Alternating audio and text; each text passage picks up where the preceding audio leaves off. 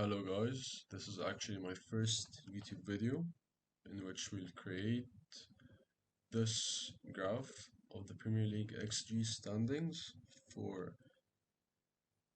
the 20 teams at the date of 22 September 2023 using Matplotlib with the help of NumPy, with the small help of NumPy in Python. And I'm actually gonna use Jupyter Notebook, and for your information, I'm actually learning Matplotlib and NumPy and data analysis and data visualization in general to start my journey in machine learning, and I'm just gonna document it on YouTube and TikTok, I believe TikTok. Let's get right into it. I'm gonna get the data which I got from Understat from a model that I created to scrape the data from Understat to get several statistics such as XG, as you can see, and many more. And these club colors I actually got from myself. I searched every badge. This is nonsense. Let's get back on track. First of all, we're gonna create the HLines. The HLines, which are these things we saw, and show it. This is the initial graph, in which the Y is the vertical ticks, which is 2.5, 5, 7.5, and etc. The X minimum is the minimum of the lines, the horizontal lines. Here it's 0. If you do it from 5, then as you can see, it's from 5 and extends it to the right and to the left. And we're gonna want it from 0, and the X max is the actual statistic, which is the XG. And the colors are the colors according to the team names. Okay, so we are going to change some things to style it as the picture we have seen from the start of the video. First of all, you know that the color of this was actually grayish. So for that, we're going to get the axis from the plot axis and set the face color to this hex code. This is kind of unreadable, so we are going to change all RC parameters, which are the parameters of the plot, to white, which isn't going to actually work. I don't know why. Let's see. It actually worked, but something happened in Jupyter Notebook. Okay, and then we are going to make the whole background into a lighter gray with the figure size 18" by 10" in the face color, and the DPI, which is dots per inch, 72. This is the resolution of your image, 272, and then this is it.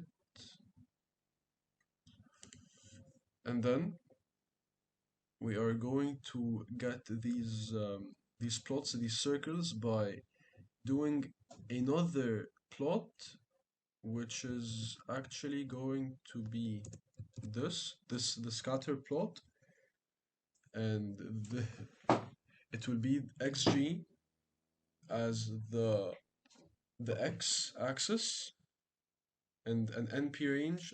I didn't actually specify what's NPA range, which creates a list from 1 to 21 exclusive. So it's 1 to 20, a list from 1 to 20, which is that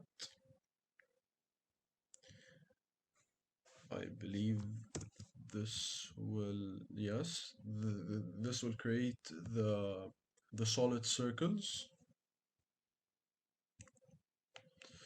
The line width is 0. We actually don't need that, I believe. We don't. Okay. The size is the size of the S is the size of the circles. So if we make it 20, it will decrease the size of these circles.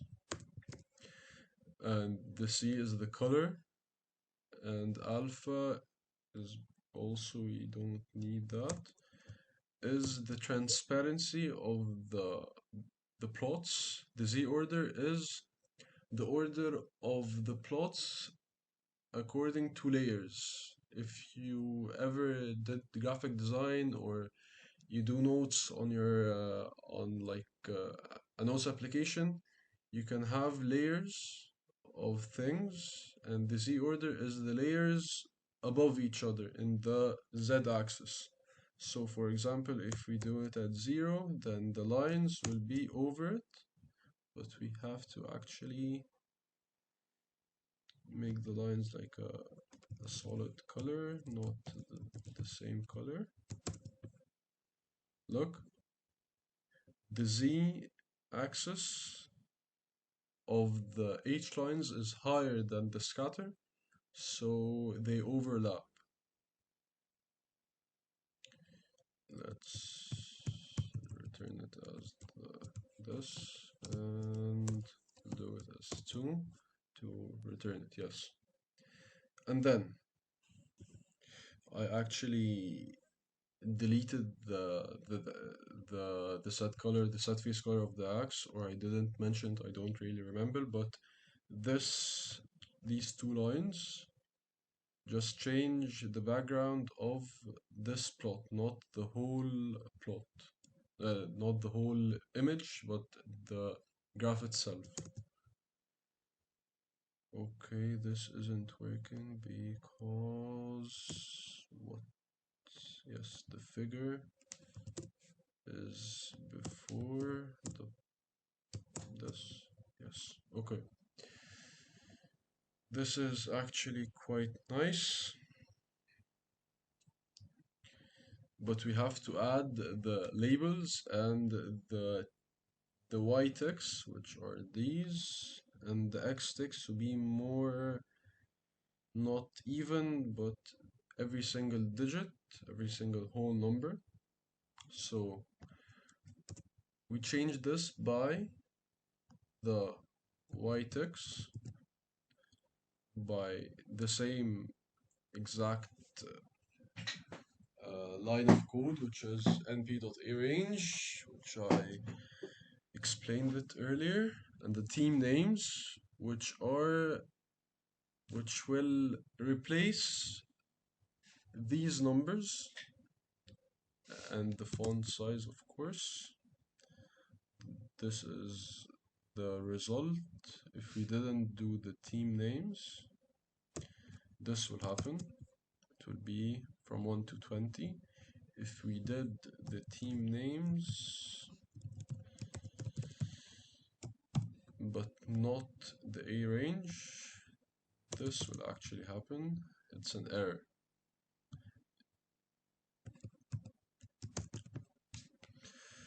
Okay, then we have to get the x ticks. I don't really know why this happens, but okay.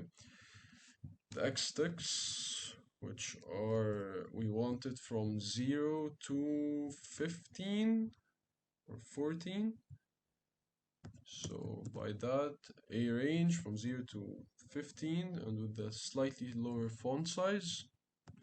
And then the labels, the X label. Here is the X label. And the label pad just adds distance from these ticks to the label itself. And then we are going to add a title. And the same thing, the padding is distance between the plot and the title. And we can say that is it, but there are like small adjustments I would like to make. Like, I would like to change the borders of the plot itself. I find it quite not disturbing, but not pleasing for the eye, I believe. So for the spine in ax.spines.values, we set the edge color, which is the border, to this value. To be honest, I am not very capable of to explain to you what's ax.spines.values, but I believe it's like the spines are logically the spines are these,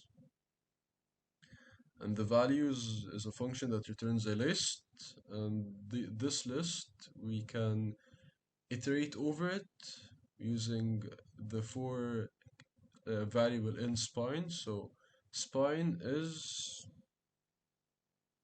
one of these values, and the spine we set each spine the edge color of that, which returns like a lighter gray shade for the borders. I think this is it.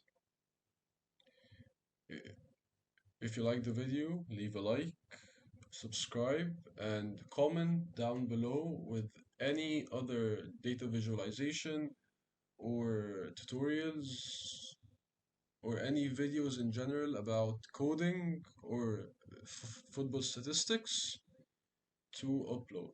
Thank you for watching.